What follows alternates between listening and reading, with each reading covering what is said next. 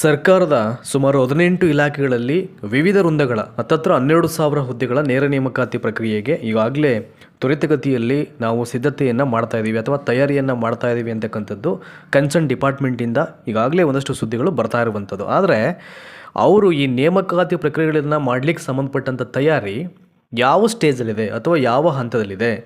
So KPSCಗೆ ಬದಲಾಗಿ ಈಗ Karnataka examination ಅಥಾರಿಟಿಯವರು ಇದರ ಜವಾಬ್ದಾರಿಯನ್ನು ತಗೊಂಡಿದ್ದಾರೆ. ಅಂದರೆ ಪರೀಕ್ಷೆಯನ್ನು ನಡೆಸಲಿಕ್ಕೆ ಸಾಕಷ್ಟು ಭಾಳ ಪ್ರಮುಖವಾದಂಥ ಇನ್ಫಾರ್ಮೇಷನ್ಸ್ ಇದೆ. ಅವೆಲ್ಲವನ್ನು ಹೇಳ್ತೀನಿ ನಾನು. ಒಂದು 5ರಿಂದ 10 ನಿಮಿಷ ಟೈಮ್ ಇದ್ದರೆ ಈ ವಿಡಿಯೋಗೆ ಸ್ಯಾಕ್ರಿಫೈಸ್ ಮಾಡಿ. So let's start. ಇಲ್ಲಿ ನೋಡಿ, ಇಲ್ಲಿ ಕರ್ನಾಟಕ ಎಕ್ಸಾಮಿನೇಷನ್ ಅಥಾರಿಟಿ ಅಂತ ಒಲವು ಅಂತಿದೆ. ಸುಮಾರು 11,938 ಹತ್ತಿರ ಒಂದು 12,000 ಅಂತ ಅಂದ್ಕೊಳ್ಳಿ ಹುದ್ದೆಗಳ ನೇಮಕಾತಿ ಪ್ರಕ್ರಿಯೆಗೆ ಈಗ ತಯಾರಿಯನ್ನು ಮಾಡ್ತಾ ಇದ್ದೀವಿ ಅಂತ ಇಲ್ಲಿ ಹೇಳ್ತಾ ಇರ್ತಕ್ಕಂಥ ಇನ್ಫಾರ್ಮೇಷನ್ ಇದು. ನೋಡಿ, ಇದೆಯಲ್ಲ, ಇಲ್ಲಿ KPSCಗೆ ಬದಲಾಗಿ KEಗೆ ಏನಕ್ಕೆ ಹ್ಯಾಂಡ್ ಓವರ್ ಮಾಡಿದ್ದಾರೆ ಎಕ್ಸಾಮ್ ಕಂಡಕ್ಟ್ ಮಾಡಲಿಕ್ಕೆ? ನೋಡಿ, ಇಲ್ಲಿದೆಯಲ್ಲ, ಅಕ್ರಮಗಳಿಗೆ ಯಾವುದೇ ರೀತಿಯ ಆಸ್ಪದವನ್ನು ಕೊಡಬಾರ್ದು ಅಂತ, ಯಾವುದೇ ಆಸ್ಪದ ಇಲ್ಲದಂತೆ ಪಾರದರ್ಶಕತೆಯಿಂದ ತ್ವರಿತಗತಿಯಲ್ಲಿ ಈ ನೇಮಕಾತಿ ಪ್ರಕ್ರಿಯೆಗಳನ್ನು ಪೂರ್ಣಗೊಳಿಸ್ತಕ್ಕಂಥ ಕಾರಣಕ್ಕೆ ಬಹುತೇಕ ಇಲಾಖೆಗಳು ಈ ಖಾಲಿ ಹುದ್ದೆಗಳ ಭರ್ತಿಗೆ ಈಗ KPSCಗೆ ಬದಲಾಗಿ ಕರ್ನಾಟಕ ಎಕ್ಸಾಮಿನೇಷನ್ ಅಥಾರಿಟಿ ಕಡೆಗೆ ಒಲವನ್ನು ತೋರಿಸ್ತಾ ಇರುವಂಥದ್ದು ನಿಮಗೆಲ್ಲ ಗೊತ್ತಿದೆ. ಆ ಹಿನ್ನೆಲೆಯಲ್ಲೇ ಈಗ ತ್ವರಿತಗತಿಯಲ್ಲಿ ಎಲ್ಲವನ್ನು ಮಾಡಬೇಕು ಅಂತಕ್ಕಂಥ ಒಂದು ತಯಾರಿಯನ್ನು ಮಾಡ್ತಾ ಇರುವಂಥದ್ದು. ಇನ್ನು ಮುಂದುವರೆದಂತೆ ನೋಡಿ, ಇಲ್ಲಿ ಕ್ಲಿಯರ್ ಕಟ್ಟಾಗಿ ಎಲ್ಲವನ್ನು ಹೇಳಿದ್ದಾರೆ. ಪೊಲೀಸ್ ಕಾನ್ಸ್ಟೇಬಲ್, ಅದರಲ್ಲಿ ಸಿವಿಲ್ 3,991 ಹುದ್ದೆಗಳು, ಸಶಸ್ತ್ರ ಪೊಲೀಸ್ ಕಾನ್ಸ್ಟೇಬಲ್ CAR DAR 1,600 ಹುದ್ದೆಗಳು, ರಾಜ್ಯ ಮೀಸಲು ಪೊಲೀಸ್ ಪಡೆ KSRP ಅಂತ ಇರೋದನ್ನು 1,687 ಸೇರಿ ಗೃಹ ಇಲಾಖೆಯ ವಿವಿಧ ವೃಂದಗಳ ಒಟ್ಟು ಇಟ್ ಈಸ್ ದ ಹೋಮ್ ಡಿಪಾರ್ಟ್ಮೆಂಟಲ್ಲೇ ಎಷ್ಟಿದೆ ಇಲ್ಲಿ ಅಂದರೆ 7,813. ಇನ್ನು ಕರ್ನಾಟಕ ವಸತಿ ಶಿಕ್ಷಣ ಸಂಸ್ಥೆಗಳ ವಿವಿಧ ವೃಂದಗಳ 1,320, ವಾಣಿಜ್ಯ ತೆರಿಗೆ ಇಲಾಖೆಯ 706 ಹುದ್ದೆಗಳು ಸೇರಿದಂತೆ ಉಳಿಕೆ ಮೂಲ ವೃಂದಗಳ ಒಟ್ಟು ಸುಮಾರು 9,244 ಜೊತೆಗೆ ಕಲ್ಯಾಣ ಕರ್ನಾಟಕ ವೃಂದದ 2,694 ಹುದ್ದೆಗಳ ನೇಮಕಾತಿಗೆ ಈಗ ಕರ್ನಾಟಕ ಎಕ್ಸಾಮಿನೇಷನ್ ಅಥಾರಿಟಿಯವರು ಈ ಎಲ್ಲ ಪ್ರಕ್ರಿಯೆಯ ತಯಾರಿಗಳನ್ನು ನಡೆಸ್ತಾ ಇದೆ ಅಂತ ಒಂದು ಮಾಹಿತಿ ಬರ್ತಾ ಇದೆ. ಈಗ ನೋಡಿ, ಇಲ್ಲಿದೆಯಲ್ಲ, ಇಲಾಖೆಗಳಿಂದ ಜೂನ್ 20ರವರೆಗೆ ಸ್ವೀಕೃತವಾದಂಥ ಎಲ್ಲ ನೇಮಕಾತಿ ಪ್ರಸ್ತಾವಗಳಿಗೆ, ಇದು ನಾನು ಮುಂಚೆ ಹೇಳಿದ್ದೆ, ಅಂದರೆ ನೇಮಕಾತಿ ಪ್ರಸ್ತಾವ, ಈಗ ನಾವು ಈ ಹುದ್ದೆಗಳ ನೇಮಕಾತಿಗೆ ನಿಮಗೆ ಒಂದಷ್ಟು ಅಂಕಿಅಂಶಗಳನ್ನು ಕೊಟ್ಟಿದ್ದೀವಿ, ಇಷ್ಟು ಹುದ್ದೆಗಳು ಅಂತ. ಸೊ ನಾವು ಕೊಟ್ಟಿರ್ತಕ್ಕಂಥ ಟೈಮ್ ಬೌಂಡಿಂಗನ್ನು ನೀವು ಯುಟಿಲೈಸ್ ಮಾಡಿಕೊಂಡು ಇನ್ನೂ ಜಾಸ್ತಿ ಪ್ರಸ್ತಾವವನ್ನು ಕೊಟ್ಟರೆ ನೆಕ್ಸ್ಟು ಪೋಸ್ಟನ್ನು ಆ್ಯಡಪ್ ಮಾಡ್ತೀವಿ ಅಂತಕ್ಕಂಥ ಸುದ್ದಿಗಳು ಅದು ಬಂದಿತ್ತು. ಈಗಾಗಲೇ ಅದನ್ನು ನನ್ನ ವಾಹಿನಿಯಲ್ಲಿ ನಿಮಗೆ ಹೇಳಿದ್ದೆ. ಸೊ ಜೂನ್ 20ರವರೆಗೆ ಏನು ಈ ನೇಮಕಾತಿ ಪ್ರಸ್ತಾವಗಳು ಸ್ವೀಕೃತವಾಗಿತ್ತು ಅವೆಲ್ಲವನ್ನು ಕ್ರೋಢೀಕರಿಸಿ ಸಿದ್ಧಪಡಿಸಿರ್ತಕ್ಕಂಥ ವೇಳಾಪಟ್ಟಿಯ ಮಾಹಿತಿಯನ್ನು ಈಗ KEA ಕಾರ್ಯನಿರ್ವಾಹಕ ನಿರ್ದೇಶಕ ಎಚ್ ಪ್ರಸನ್ನ ಅವರು ಸಿಬ್ಬಂದಿ ಮತ್ತು ಆಡಳಿತ ಸುಧಾರಣಾ ಇಲಾಖೆ, ಅದನ್ನು DPIR ಅಂತ ಕರೀತಾರೆ. ಸೊ ಆ ಇಲಾಖೆಯ ಕಾರ್ಯದರ್ಶಿಗೆ ಈಗಾಗಲೇ ಅದನ್ನು ಸಬ್ಮಿಟ್ ಮಾಡಿದ್ದಾರೆ. ಇನ್ನು ಈ ಹುದ್ದೆಗಳಿಗೆ ಸ್ಪರ್ಧಾತ್ಮಕ ಪರೀಕ್ಷೆ ನಡೆಸ್ತಕ್ಕಂಥ ದಿನ very important. Calendar of events ಅಂದರೆ ಏನು ಅಂತ. ಸೊ ಯಾವುದಾದ್ರು ಒಂದು ಇಲಾಖೆ ಅಂಡರ್ನಲ್ಲಿ ನೋಟಿಫಿಕೇಷನ್ ಯಾವಾಗ ಆಗುತ್ತೆ, ನೋಟಿಫಿಕೇಷನ್ ಅಪ್ಲಿಕೇಶನ್ ಪ್ರಾಸೆಸ್ ಯಾವಾಗುತ್ತೆ, ಮತ್ತು ಅಪ್ಲಿಕೇಶನ್ಗೆ ಲಾಸ್ಟ್ ಡೇಟ್ ಯಾವಾಗ, ಫೀಸ್ ಪೇಮೆಂಟ್ ಲಾಸ್ಟ್ ಡೇಟ್ ಯಾವಾಗ, ಆ್ಯಂಡ್ ಎಕ್ಸಾಮಿನೇಷನ್ ಡೇಟ್ ಯಾವಾಗ ಬರುತ್ತೆ, that is the calendar of events. ಅದರಲ್ಲಿ ಎಲ್ಲವನ್ನು ಮೆನ್ಷನ್ ಮಾಡಬೇಕು ಅವರು. ನೋಡಿ, ಇಲ್ಲಿ ಇದೆಯಲ್ಲ, ಸ್ಪರ್ಧಾತ್ಮಕ ಪರೀಕ್ಷೆ ನಡೆಸ್ತಕ್ಕಂಥ ದಿನ, ತಾತ್ಕಾಲಿಕ ಮತ್ತು ಅಂತಿಮ ಕೀ ಉತ್ತರ ಪ್ರಕಟಣೆ, ಅಂಕ ಪ್ರಕಟಣೆ, ಅರ್ಹರಾದ ಅಭ್ಯರ್ಥಿಗಳ ಮೂಲ ದಾಖಲೆಗಳ ಪರಿಶೀಲನೆ, ನೆಕ್ಸ್ಟು ಆಯ್ಕೆ ಪಟ್ಟಿ ಪ್ರಕಟಣೆಗೆ ನಿಗದಿಪಡಿಸಿರ್ತಕ್ಕಂಥ ದಿನಾಂಕಗಳ ಮಾಹಿತಿಯನ್ನು ಅವರು ನೀಡಿದ್ದಾರೆ ಅಂತ ಹೇಳಿದ್ದಾರೆ. ಇದನ್ನು ಯಾವಾಗ ಡಿಸ್ಕ್ಲೋಸ್ ಮಾಡ್ತಾರೆ ಅದನ್ನು ಇಲ್ಲಿ ವೆಯ್ಟ್ ಮಾಡಬೇಕು ಯಾವಾಗ ಮಾಡ್ತಾರೆ ಅಂತ.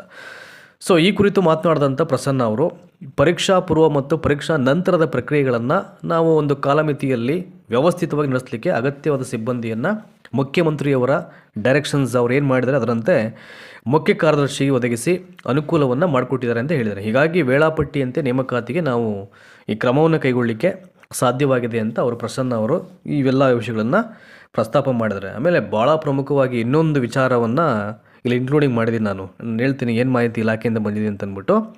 ಎಕ್ಸಾಮ್ ಮುಗಿದ ನಂತರದಲ್ಲಿ ನಿಮ್ಮ OMR ಕಾಪಿ ಅದನ್ನು ಪ್ರತಿ ನಿಮಗೆ ಸಿಗುತ್ತೆ ಅಂತ ವೆಬ್ಸೈಟಲ್ಲಿ ಚೆಕ್ ಮಾಡ್ಬೋದು ಅಂತ. ನೋಡಿ, ಇದು ಒಳ್ಳೆಯ ವಿಚಾರ. ಇದು ಕಳೆದ 2 ವರ್ಷಗಳಲ್ಲಿ ಸುಮಾರು 9,500 ಹುದ್ದೆಗಳ ಭರ್ತಿಗೆ ಯಶಸ್ವಿಯಾಗಿ ಪರೀಕ್ಷೆ ನಡೆಸಿ ಅರ್ಹ ಅಭ್ಯರ್ಥಿಗಳ ಪಟ್ಟಿಯನ್ನು ಆಯಾ ಇಲಾಖೆಗಳಿಗೆ ನೀಡಲಾಗಿದೆ. ಈ ನೇಮಕಾತಿ ಸಂದರ್ಭದಲ್ಲಿ ಅಂದಾಜು ಸುಮಾರು 22.50 ಲಕ್ಷ ಮಂದಿ, ಅಂದರೆ 22.5 ಅಂತ ಅಂದ್ಕೊಳ್ಳಿ, ಅಪ್ಲಿಕೇಶನ್ ಹಾಕಿ ಪರೀಕ್ಷಾ ಪ್ರಕ್ರಿಯೆಯಲ್ಲಿ ಭಾಗವಹಿಸಿದ್ದು ಅದರ ನಿರ್ವಹಣೆಯನ್ನು ವ್ಯವಸ್ಥಿತವಾಗಿ ಯಾವುದೇ ವಿವಾದ ಇಲ್ಲದೆ ಮಾಡಿ ಮುಗಿಸಲಾಗಿದೆ. ಅಂದರೆ ಇವರು ಪ್ರೀವಿಯಸ್ ಏನು ಎಕ್ಸಾಮ್ ಕಂಡಕ್ಟ್ ಮಾಡಿರೋ ಅದ್ರ ಬಗ್ಗೆ ಇಲ್ಲಿ ಹೇಳಿದ್ದಾರೆ. ಇಲ್ಲಿ ಯಾವುದೇ ತೊಂದರೆ ನಮಗೆ ಎಕ್ಸಾಮಿನೇಷನ್ ಅಥಾರಿಟಿಯಿಂದ ಆಗಿಲ್ಲ ಅಂತ.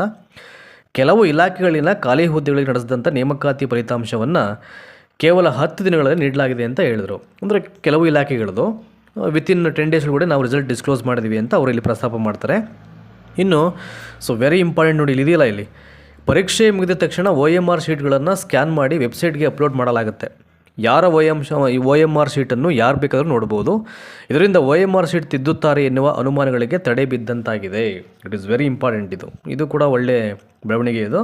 ಸೊ ಅಭ್ಯರ್ಥಿಗಳ OMR ಪ್ರತಿಯನ್ನು ಆಫ್ಟರ್ ಎಕ್ಸಾಮ್ ಮುಗಿದ ನಂತರದಲ್ಲಿ ವೆಬ್ಸೈಟ್ಗೆ ಅಪ್ಲೋಡ್ ಮಾಡುವಂಥದ್ದು. ಸೊ ಪರೀಕ್ಷಾ ನಂತರದ ಯಾವುದೇ ಅನುಮಾನಗಳಿಗೆ ಎಡೆ ಮಾಡಿ ಕೊಡಬಾರದು.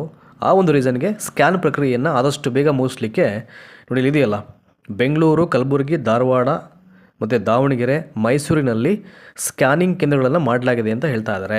ಇಲ್ಲಿದೆಯಲ್ಲ, ಬೆಂಗಳೂರು, ಕಲಬುರಗಿ, ಧಾರವಾಡ, ದಾವಣಗೆರೆ, ಮೈಸೂರಲ್ಲಿ. ಇನ್ನು ನೆಕ್ಸ್ಟ್ ಅಪ್ಕಮಿಂಗ್ ಡೇಸಲ್ಲಿ ಕೂಡ ಮುಂದಿನ ದಿನಗಳಲ್ಲಿ ಜಿಲ್ಲಾ ಮಟ್ಟದಲ್ಲಿ ಇಂತಹ ಕೇಂದ್ರಗಳನ್ನು ಮಾಡುವ ಬಗ್ಗೆಯೂ ಸರ್ಕಾರಕ್ಕೆ ಪ್ರಸ್ತಾವ ಸಲ್ಲಿಸಲಾಗಿದೆ. ಅಲ್ಲದೆ ನೇಮಕಾತಿ ಪರೀಕ್ಷೆಗಳಲ್ಲಿ ಪಾರದರ್ಶಕತೆಯನ್ನು ತರತಕ್ಕಂಥ ಉದ್ದೇಶದಿಂದ ಉತ್ತರಿಸದೇ ಇರತಕ್ಕಂಥ ಪ್ರಶ್ನೆಗಳಿಗೆ ಕಡ್ಡಾಯವಾಗಿ 5 ವೃತ್ತವನ್ನು ಶೇಡ್ ಮಾಡುವ ವ್ಯವಸ್ಥೆ ಜಾರಿ ಮಾಡಲಾಗಿದೆ ಅಂತ. ಅಂದರೆ ಯಾವ ಕ್ವಶನ್ಗೆ ಆನ್ಸರ್ ಮಾಡಲ್ವೋ ಕಡ್ಡಾಯವಾಗಿ 5 ಸರ್ಕಲ್ನು ಶೇಡ್ ಮಾಡಿ ಅಂತ. ಸೊ ಆ ಮೂಲಕ ಪರೀಕ್ಷಾ ನಂತರದ ಅಕ್ರಮಗಳಿಗೆ ಏನಾಗುತ್ತೆ, ಆವಾಗ ಕಡಿವಾಣ ಹಾಕುವುದರ ಜೊತೆಗೆ ಪಾರದರ್ಶಕತೆಗೆ ಒತ್ತು ಕೊಟ್ಟಂತಾಗಿದೆ ಅಂತ ಅವ್ರು ಹೇಳಿದ್ದಾರೆ. ಇಟ್ ಇಸ್ ವೆರಿ ಭಾಳ ಪ್ರಮುಖವಾದಂಥ ಪಾಯಿಂಟ್ ನಾನು ಹೇಳಿದ್ದು. ಯಾವುದಾದ್ರು ಕ್ವಶನ್ ಅಟೆಂಡ್ ಮಾಡಿಲ್ಲ ಅಂತಂದರೆ ಅಲ್ಲಿ ಎಷ್ಟು ಸರ್ಕಲ್ಸ್ ಇರುತ್ತೆ ಅಷ್ಟಕ್ಕೂ ಶೇಡ್ ಮಾಡಿ ಅಂತ. ಸೊ ಅದನ್ನು ಬಿಟ್ಟಾಗ ಏನಾಗುತ್ತೆ, ಯಾರು ಬೇಕಾದರೂ ಮಾಲ್ ಪ್ರಾಕ್ಟೀಸ್ ಅಕ್ರಮವನ್ನು ಮಾಡಿ ಬೇಕಾದವ್ರಿಗೆ ಶೇಡ್ ಮಾಡ್ಬೋದು. ಅದನ್ನು ಅವಾಯ್ಡ್ ಮಾಡಲಿಕ್ಕೋಸ್ಕರ ಇದನ್ನು ಅವರು ಹೇಳಿದ್ದಾರೆ. ಭಾಳ ಒಳ್ಳೆಯ ಯೋಚನೆ ಅದು. ನೆಕ್ಸ್ಟು, ನೈಜ ಅಭ್ಯರ್ಥಿಗಳಿಗೆ ನ್ಯಾಯ ದೊರಕಿಸುವ ಫೇಸಿಯಲ್ ರೆಕಗ್ನಿಷನ್ ತಂತ್ರಜ್ಞಾನವನ್ನು ಅಳವಡಿಸಿಕೊಳ್ಳಲಾಗಿದೆ.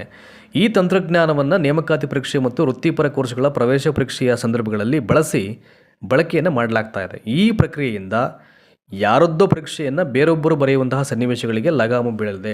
ಯಾಕೆ ಇವೆಲ್ಲವನ್ನು ಕಂಡಕ್ಟ್ ಮಾಡ್ತಾ ಇದ್ದಾರೆ ಅಂತಂದರೆ CET ಎಕ್ಸಾಮ್ ಫೇಸ್ ಮಾಡ್ತಕ್ಕಂಥ ಟೈಮಲ್ಲಿ ಈಗಾಗಲೇ ಈ ರೀತಿಯ ಎಲ್ಲ ಸಮಸ್ಯೆಗಳು ಸ್ಟೇಟಲ್ಲಿ ಆಗಿಬಿಟ್ಟಿದೆ. ಹಲವು ಇಲಾಖೆಗಳ ಅಂಡರಲ್ಲಿ ಕಂಡಕ್ಟ್ ಆಗ್ತಕ್ಕಂಥ ಪರೀಕ್ಷೆಗಳಿಗೆ. ಹಾಗಾಗಿ ಅವೆಲ್ಲವನ್ನು ಅವಾಯ್ಡ್ ಮಾಡಲಿಕ್ಕೆ, ನೈಜತೆಗೆ ಒತ್ತು ಕೊಡಲಿಕ್ಕೆ, ಪಾರದರ್ಶಕವಾಗಿ ಎಕ್ಸಾಮ್ ನಡೆಸಲಿಕ್ಕೆ, ಯಾವುದೇ ಮಾಲ್ ಪ್ರಾಕ್ಟೀಸಸ್, ಇಲ್ಲೀಗಲ್ ಆ್ಯಕ್ಟಿವಿಟಿ ನಡೆದೇ ಇರೋ ಹಾಗೆ ಇವೆಲ್ಲವನ್ನು ಟೆಕ್ನಾಲಜಿಯನ್ನು ಯೂಸ್ ಮಾಡಿ ಮಾಡ್ತಾ ಇದ್ದಾರೆ. ಸೊ ಎಲ್ಲ ಹಂತಗಳಲ್ಲಿ ಪಾರದರ್ಶಕತೆ ಕಾಯ್ದುಕೊಂಡು ನೇಮಕಾತಿ ಪ್ರಕ್ರಿಯೆಯನ್ನು ಪೂರ್ಣಗೊಳಿಸುವುದರಿಂದ ನೋಡಿ ಇದೆಯಲ್ಲ, ಸೊ ವಿಶ್ವಾಸಾರ್ಹತೆ ಗಳಿಸಲಿಕ್ಕೆ ಸಾಧ್ಯವಾಗಿದೆ ಅಂತ ಅವರು ಇಲ್ಲಿ ಎಲ್ಲವನ್ನು ಹೇಳ್ತಾರೆ ಪ್ರಸನ್ನ ಸರ್ ಅವರು. ಪ್ರಸನ್ನ ಕಾರ್ಯನಿರ್ವಾಹಕ ನಿರ್ದೇಶಕ KEA ಕ್ರಮಗಳಿಗೆ ಅವಕಾಶ ಇಲ್ಲದಂತೆ ವ್ಯವಸ್ಥಿತವಾಗಿ ವೇಳಾಪಟ್ಟಿ ಪ್ರಕಾರ ತ್ವರಿತಗತಿಯಲ್ಲಿ ನೇಮಕಾತಿ ಪ್ರಕ್ರಿಯೆ ಪೂರ್ಣಗೊಳಿಸಲಿಕ್ಕೆ ಎಲ್ಲ ಕ್ರಮವನ್ನು ಕೈಗೊಂಡಿದ್ದೀವಿ ಅಂತ ಹೇಳಿದ್ದಾರೆ. ಇವರೆಲ್ಲ ಯಾವೆಲ್ಲ ವಿಷಯಗಳನ್ನು ಶೇರ್ ಮಾಡಿದರೆ ಇವೆಲ್ಲವನ್ನು ನೋಡ್ತಾ ಇದ್ದರೆ ಐ ಥಿಂಕ್ ಸಾಧ್ಯವಾದಷ್ಟು ಒಂದು ಸರಿಯಾದ ರೀತಿಯಲ್ಲಿ ವ್ಯವಸ್ಥಿತವಾಗಿ ಕ್ರಮಬದ್ಧವಾಗಿ ಯಾವುದೇ ಸಮಸ್ಯೆಗಳು ಆಗದೇ ಇರೋ ಹಾಗೆ ಪರೀಕ್ಷೆ ಖಂಡಿತವಾಗಲೂ ಯಶಸ್ವಿಯಾಗಿ ಆಗ್ಬೋದು ಅಂತಕ್ಕಂಥದ್ದು ಗೊತ್ತಾಗುತ್ತೆ. ಅದನ್ನು ಕಾದು ನೋಡಬೇಕು. ಸೊ ಎಷ್ಟರ ಮಟ್ಟಿಗೆ ಎಕ್ಸಾಮನ್ನು ಅವರು ರೆಸ್ಪಾನ್ಸಿಬಿಲಿಟಿ ತೊಗೊಂಡು ನಡೆಸ್ತಾರೆ ಅಂತ ಅಂದ್ಬಿಟ್ಟು ನೋಡಿ. ಇನ್ನು ಯಾವೆಲ್ಲ ಇಲಾಖೆಗಳಿಗೆ KEಯಿಂದ ನೇಮಕಾತಿ ಅಂತ ಅಂದ್ಬಿಟ್ಟು ಈಗಾಗಲೇ ಇದ್ರ ಬಗ್ಗೆ ಹೇಳಿದೆ. ವೇರಿಯಸ್ ಡಿಪಾರ್ಟ್ಮೆಂಟ್ ಎಷ್ಟು ಹುದ್ದೆಗಳಿದೆ ಅಂತ ಅಂದ್ಬಿಟ್ಟು ಕ್ವಿಕ್ಕಾಗಿ ಹೇಳ್ಬಿಡ್ತೀನಿ ಬೇಕಾದರೆ ನೋಡಿ. ಕೃಷಿಗೆ 945 ಹುದ್ದೆಗಳು, ಗೃಹ 7813, ಕೈಮಗ್ಗ ಮತ್ತು ಜವಳಿ 22, ಪ್ರವಾಸೋದ್ಯಮ 18, ಕ್ರೈಸ್ 1320, ಕಾಡಾ ನಿರ್ದೇಶನಾಲಯ 112.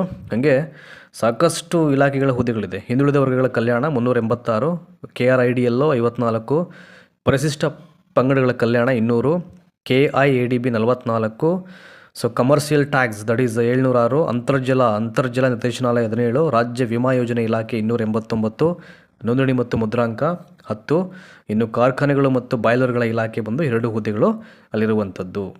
ಸೊ ಇದಿಷ್ಟು ಏನು ಈಗ ಭಾಳ ಸ್ಪೀಡಾಗಿ ಈ ನೇಮಕಾತಿ ತಯಾರಿಯನ್ನು ಮಾಡ್ತಾ ಇದ್ದಾರೆ. ವಿವಿಧ ಇಲಾಖೆಗಳ ಸುಮಾರು 12,000 ಹುದ್ದೆಗಳ ನೇಮಕಾತಿ ಪ್ರಕ್ರಿಯೆಗೆ ಸಂಬಂಧಪಟ್ಟ ಹಾಗೆ.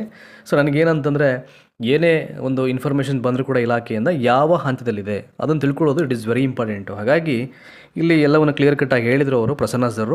ಸೊ ಹಾಗಾಗಿ ಅಟ್ ದ ಸೇಮ್ ಟೈಮ್ ನಿಮಗೂ ಕೂಡ ಹೇಳಿದ್ರೆ ಒಂಚೂರು ಗೊತ್ತಾಗ್ತಾ ಇದೆ ಅದರ ತಯಾರಿಗಳು ಹೇಗಾಗ್ತಾ ಇದೆ ಅಂತಕ್ಕಂಥ ಒಂದು ಹಿನ್ನೆಲೆಯಲ್ಲಿ ನಾನು ಈ ವಿಡಿಯೋನ ಮಾಡಿದೆ ಇಲ್ಲಿ. ಸೊ ಧನ್ಯವಾದ ಈ ಒಂದು ಕಂಟೆಂಟನ್ನು ಇಷ್ಟೊತ್ತು ನೀವೆಲ್ಲ ನೋಡೋದಕ್ಕೆ. Thank you so much.